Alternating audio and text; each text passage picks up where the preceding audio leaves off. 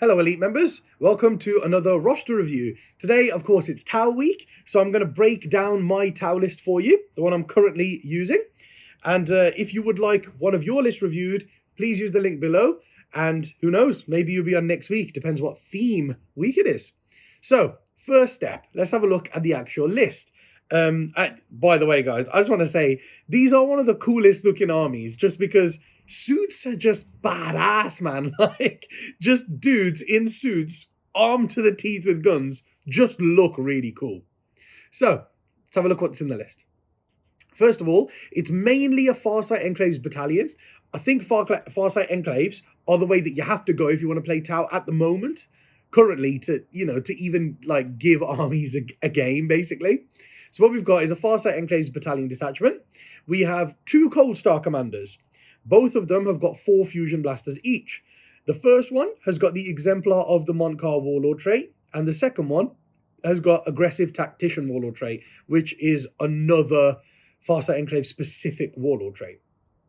Then we've got 3 units of 5 breachers to be the troops, some objectives secured.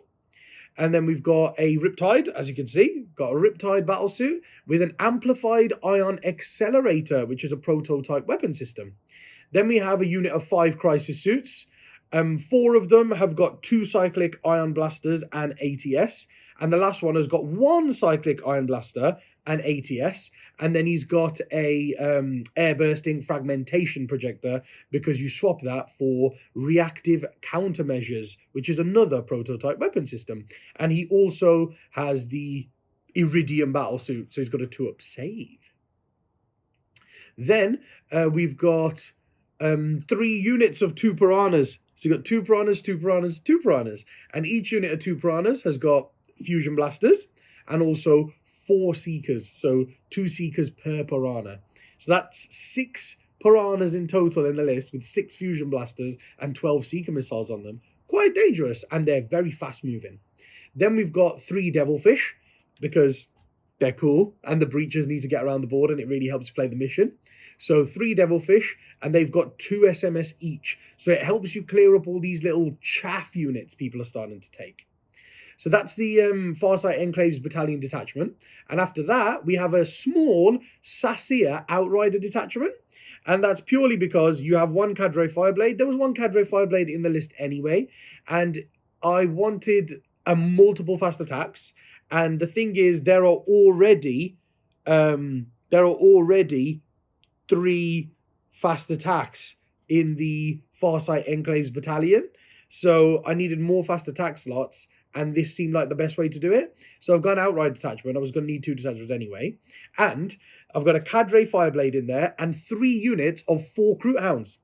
3 little units of 4 Kroot Hounds. So each unit is 24 points. So to put it this way, all 3 units of Kroot Hounds are only 72 points altogether. 72 points. And then the reason why it's sassy is because the Kroot Hounds don't really benefit from anything. And it means that the Cadre Fireblade gets a reroll to hit every time he shoots. So the only thing he ever shoots with is his Markerlight.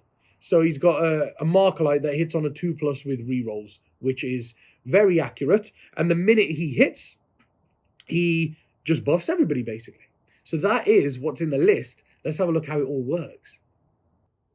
So how it all works then, guys. First of all, let's just cover the Farsight Enclaves benefits at the start. So you've got the Farsight Enclaves Tenet, which is devastating counter-strike. Now, what it lets you do is you reroll wound rolls of 1 made for shooting attacks at enemy units that you're targeting within 6 inches of the unit shooting. So if my battle suits were to shoot a unit within 6 inches of them, then they can reroll their 1s to wound, which is very powerful. And the reason why it's powerful is because, yeah, you think, oh, you're getting close, and that's the only bit of reliability you have. Well, in this book right here, in this For the Greater Good book, Farsight Enclaves units gained a new ability called aggressive footing, which means when shooting at units within 12 inches of the firer, you count that unit as having 1 more Markerlight counter than it actually has on it. So if you get within 6 inches of someone, then both abilities trigger, so you then get reroll 1s to hit, even if they don't have any Markerlights on them. You're getting reroll 1s to hit and reroll 1s to wound. It's just increasing the amount of firepower that you've got and the reliability of it. So you get both of those together, and I think that's wicked. Then let's have a look at the commanders. So the reason the commanders are in there is because they're brilliant. They can kill tanks, vehicles, they can kill monsters, and they can even kill just like heavy infantry, like all these 3-wound troops people are starting to take, like heavy intercessors, inceptors, eradicators, scorpec destroyers, all these 3-wound models that are becoming very popular in the meta right now. They're great at dealing with those. And the best thing about them is there's a stratagem called Focused Fury. It's for 1 CP, and you pick a character in your army. It's Farsight Enclave specific, so that's another reason for being Farsight Enclaves. You choose a character unit in your army, and that model gets to re-roll wound rolls. So when you got 4 fusions, and you're re-rolling ones when you're within 12 inches of the enemy anyway, and then you could spend 1 CP and get full re-rolls to wound, you've all of a sudden got 4 shots. They're hitting on 2s, rolling 1s, and then wounding, in most cases, on 3s with full re-rolls. That's insane. And, it's fusion, so it's -4 and it's D6 damage. They can pump out a lot of damage. And, of course, they're cold stars, so they can move 20 and shoot, or they can advance 40 and shoot with -1 because they're assault weapons, fusion blasters.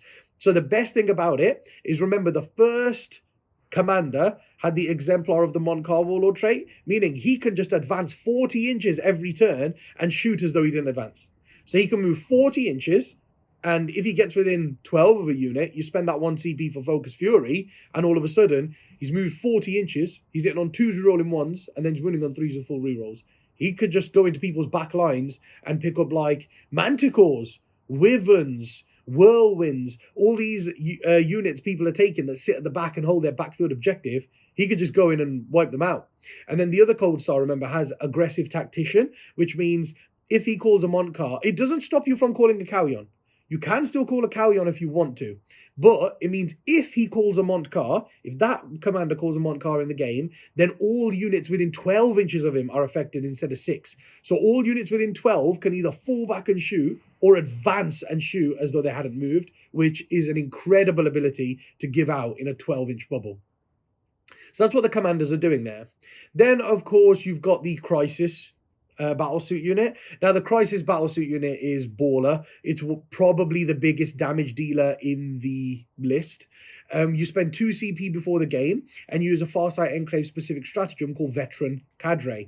Now, what that does is it gives them weapon skill 4+ and ballistic skill 3+ for the entire game. Ballistic skill 3+, man. They have got 6 shots per guy. 6 shots per guy. If they're hitting on 3s and you get within 12 inches of someone, there's a stratagem called the Command and Control node. So it's for 1 CP at the start of your shooting phase. 1 commander foregoes his shooting, and 1 sept battlesuit unit within 6 inches of him can reroll wound rolls. So, if there's not a great target for one of your commanders, or they've got like a unit with storm shields or something that got good invulns, and you're like, well, he might get 1 fusion blaster wound through. In that case, you go, well, he's not going to shoot, and I'm going to use Command and Control node, and now my 5-man suit unit gets full rerolls to wound. Now imagine that. They get within 12 inches or something, and you go, right, they're hitting on 3s, re-rolling 1s to hit, and then they're strength 8, -2 because of the ATS, strength 8, -2 D3 damage, with 6 shots each, full rerolls to wound. That's an insane amount of firepower, and you can spend a 2 CP stratagem, if you want to, called Coordinated Engagements, and if you spend that, you pick a battlesuit unit in your army and 1 enemy unit. And that battlesuit unit treats that enemy unit as having 5 marker light counters on it. So they get +1 to hit. Now you've got this 5-man suit unit, and all of a sudden, they're hitting on 2s, rolling 1s. So with 6 shots, man, per guy, 2s, re-rolling 1s. They're basically going to hit with everything. Then their strength 8 with full rerolls to wound. That's incredibly efficient. And then -2, which puts most things on like 4-ups or 5-up saves, which is incredible. And then D3 damage. They're just going to wipe stuff, that unit is. So that's why they're there for. They deep strike in and they just go off on something. And then because they've got the reactive countermeasures on them, when you shoot back, that 1 suit with the Iridium suit, and he's the one with the reactive countermeasures, he's got a 2-up save and he's ignoring AP -1 and 2. So they're a lot tougher to shift than you think. And of course, there's a 2 CP stratagem to give him a 5-up feel no pain as well. So they're very hard to shift. And also, if you don't kill them in one turn, they're going to do the same thing next turn, and they'll start wailing through armies, which is quite nice. Then you've got the Riptide Battlesuit. Now, of course, he's just there for the long-range support. He's got the amplified ion accelerator, so when you Nova charge it, when you fire it at the overcharge profile, he gets flat 6 shots, which is insane, and they're D3 plus 3 damage. He's horrible. Now, in this case, he's got a velocity tracker on him, and of course he's got what's it called now? It escaped my head. Oh yes, I've put a drone controller on him, and the reason is the drones will jump off the piranhas. So there you go, the piranhas and riptides kind of work as one. The drones will jump off the piranhas. Some of them will go around to play the mission, and some of them will jump next to the riptide to protect him. Now they're all gun drones. They got 4 shots a model, and around him they'll hit on 4s for 5 points. I think that's amazing. It's 8 shots per unit of 2 drones, and you've got 6 units of 2 drones coming off these piranhas, and then all of them can hit on 4s for 5 points. I think that's amazing. So that's what I put on him. And then, of course, the velocity tracker, because all of the great things in the game now fly, and he hits on 3s against those things. And, of course, strength 9, -4, D3 plus 3 damage. He just wails on stuff. And he's hard to kill. So if somebody's got like a good unit in combat, you can Nova charge him for the 3-up invulnerable, and you can send him in and tar pit them in combat. And if they don't kill him, he can just keep shooting into combat with his weapon, which is amazing. It's D3 plus 3 damage. You just start wailing. Even Terminators, he'll start going off on them. So that's what he's in the list for. Then the piranhas, right? So the piranhas are there for offering some support to the Riptide with the drones, and the drones help play the mission. But then, of course, they've got fusion blasters on them, and of course, they've got seekers on them. So they're my anti-tank threat. They should be able to nuke 1 or 2 things in the game very reliably, and they're very fast. So, of course, they can tie things down that I don't want to get into me, and also they can zoom off and play the mission extremely well. After that, you've got the Devilfish and the Breachers. Now, the Breachers are there purely because you need troops, but also in the battalion, but also because it gives you OBSEC threat, and they're in Devilfish. So, you know, other armies have these fast-moving OBSEC units. What you've got is a transport that can move 12 and still fire, and then the next turn, guys can get out 3, move 6, and advance onto objectives and steal people's primaries off them. And you've got these 3 Devilfish that you can use to tar pit units, again, that you don't want to charge you. But also, you've got SMS everywhere. Now, think about it. The Riptide's got 8 SMS shots, and all 3 Devilfish have got 8 SMS shots each. That's 32 SMS shots. Now, people are taking small units, like I have, right? I've got little units of 2 drones that are going to play the mission for me. And of course, I've got the 3 units of 4 Crew Hounds that are going to play the mission for me. Now that's 4 dudes with a 6-up save. Or no save, maybe. And whichever one it is, they're just going to go down to things like this. Now, but people are taking it everywhere. Cyberwolves. People are taking 3 units of 1 Cyberwolf on its own, or 4 Servitors on their own, or 2 company veterans. And they're doing it because it's a nice small unit, or Crypto Thralls, stuff like that, to just hold a backfield objective and you don't have to worry about it. Well, if you've got this much SMS that shoots out a line of sight, you can pick off those little units, and that forces your opponent then to have to send something substantial backwards or something that they don't want to, or they're going to lose points on the mission and you're going to start outscoring them. So that's what they're there for. And the only other thing to cover is that Cadre. Of course, the Cadre is there for the 1 Markerlight. If he gets 1 Markerlight hit on someone, of course, you can use a stratagem to get an extra Markerlight on them. Well, extra D3 Markerlights, but all you need is 1 more, and then you've got 2 Markerlights on something, and that means all the Seekers on those Piranhas can hit them on regular ballistic skill, which is huge. So the Cadre is essential to the way that the list works. And of course, the 3 units of 4 Crew Hounds are just there to play the mission and stop people getting into you. They're brilliant screens. I didn't realize Crew Hounds move 12, not 10, they move 12. And also, they're beasts. So you've got 4 25mm bases hidden behind like a ruin or something, and they just run straight through the walls because they're beasts. And they go 12 and advance. So they can go up to like 18 inches and just form a screen. And of course, they can catapult out and get objectives for you. They can help you do secondaries. So that's why the crew are there. They're brilliant. For 72 points, they've got 3 units of them in. Yeah. So that's how the list all works. And the last thing I want to cover in this bit is the secondaries. So You struggle to play the mission with Tau. That's no secret. But this list is built in mind with a couple of secondaries. So the first one is while we stand, we fight. Now, like I say, there's a lot of units that I was covering here that kind of can go out, give themselves up once they've done their job, and tar pit units down, or actually even like kill units, or just screen and sacrifice themselves, where you just go, well, you can charge me next turn, but at least you're not getting into my important stuff. Now, the reason why that works well with While We Stand is the Riptide is the first While We Stand. He's very hard to kill if you're just trying to shoot him at range, and he's got drone protection, 3-up invulnerable and stuff. And he's got the right weapon to kill the stuff that can kill him from range. So he's the first While We Stand. Then you've got the unit of 5 crisis suits as the second While We Stand. They're also incredibly hard to kill because you've got that reactive countermeasures on them, and so it ignores AP -1 and 2, and you've got the 2-up save guy in there. So they'll take a lot harder to kill. But also, if they go down to 1 man, then you just hide that last suit and guarantee yourself 5 While We Stand points.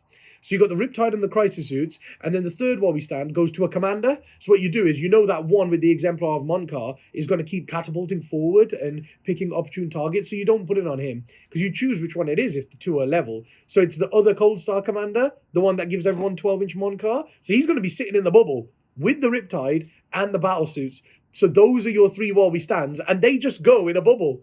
So they're walking around the board in a bubble, playing what they want, and everything else around them is playing the rest of the mission and stopping them from getting killed. So that's a good 10 point. You can get a good 10 points on While We Stand in most games, maybe even 15 in some.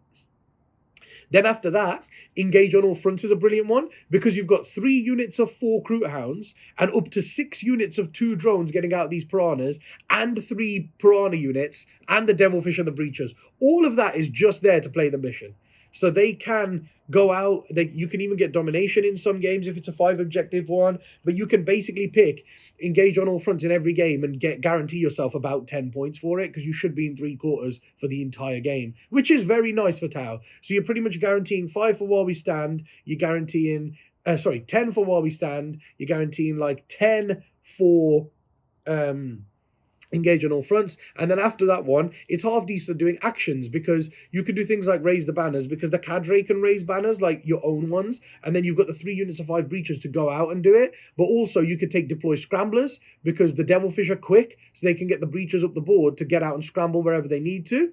So an action one is what I would recommend. So the brilliant thing about it is it can choose 3 secondaries that don't depend on what your opponent's bought and force you to have to kill something in their army to get your points. Of course, it would be better for you if they turned up with a load of vehicles, because you want to choose something like Bring It Down or Assassinate instead of like the action-y one you're forced to take, or While We Stand that you're forced to take. So one of those two, it would be very nice for you to switch out if your opponent brings something heavy that you can kill a lot of and get a lot of points. But the aim here is to get 10, 10, 10 on your secondaries without your opponent having bought anything, which I think is very nice, because you're going to struggle to play the mission with Tau usually.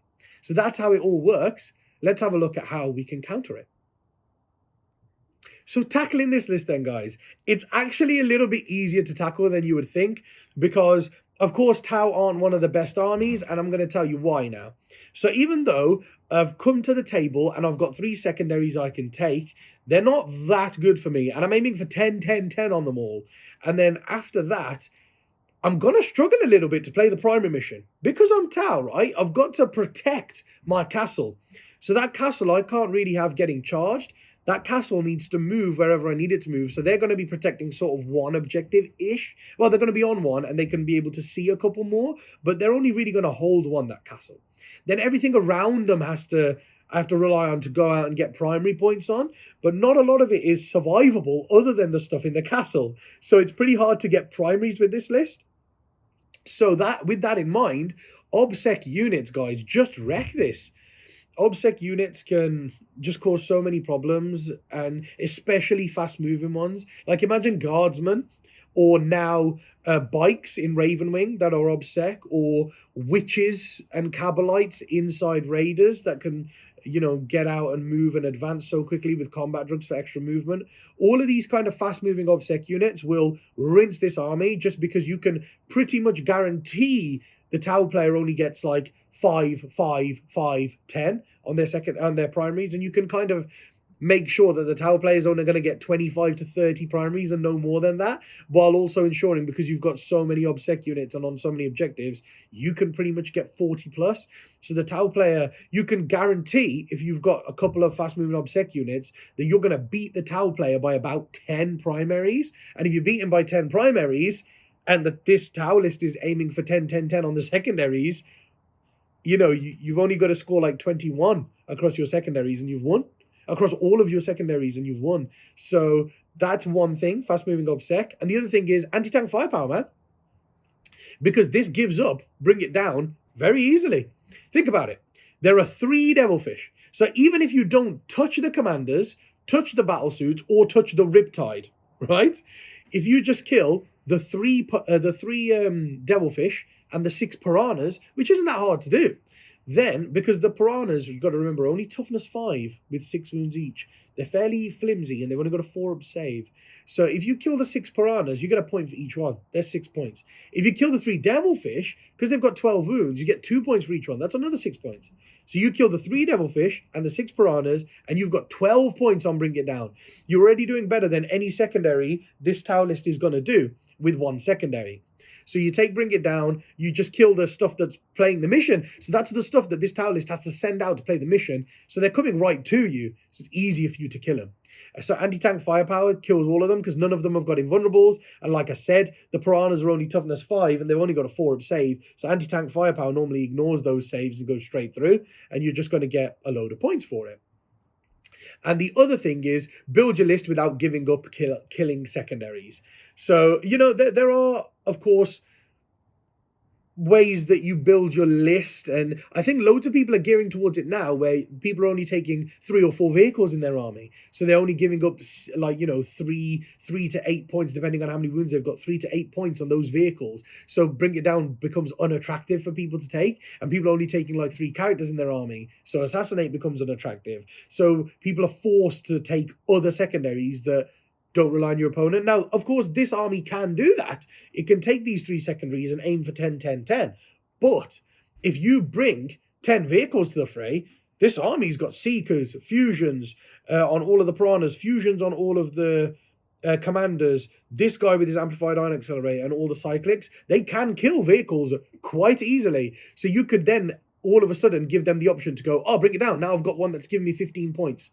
And they'll go, it looks like I will lose one of my Barbie stands in this game. So instead, what I'll do is I'll take Bring It Down and guarantee myself 15, and then I'll just do Engage and Scramblers and guarantee another 20. So you'll be giving them options of getting more secondaries than they should get in a game by building your list with things like vehicles and excesses of characters in there. So I would say build a more balanced list. If you have a balanced list, this list will struggle to play you, strangely enough, because it's not geared, and Tau really struggled to play primaries.